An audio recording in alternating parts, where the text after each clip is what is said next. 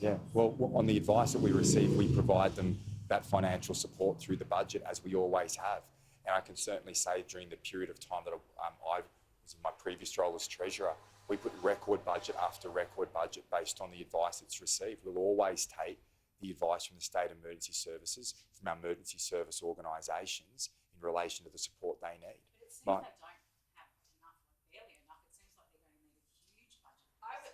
Yeah, well, and my view in relation to that is that, you know, you should be budgeting for the worst possible event.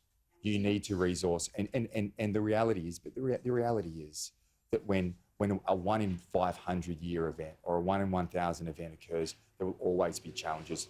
The role of government is to minimise that, to learn from areas, and there is no doubt from my perspective, and hearing things on the ground even today in relation to coordination, that there should have been better coordination on the ground. I've heard that loud and clear. When you go through these massive events, you've got to sit back at the end of it, learn from it, and make sure that when these situations occur, that we're better off for it. But to hear a story about a pregnant woman sitting on a roof, I mean, I've heard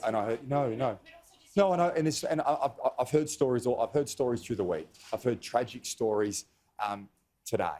Right? These, you know, they're terrible. They're awful, and they should never happen. And the role of government is to make sure that we are that the best planning is in place for the worst possible situation. There's so many factors here. I mean, there's preparation, then there's the immediate response, and that's going to take a period of time. We still have communities here that are isolated, completely isolated, that can't be reached. Do you get to get help, or visit friends going, can you find someone to help us? We've run out of water in an evacuation centre. Yeah. Like, what are you doing right now to help them? Working very closely with you, and over the last 48 hours, you know, these stories were coming through on Wednesday. The issue we had earlier in the week was we couldn't get choppers into the air because it was unsafe to fly based on the weather conditions.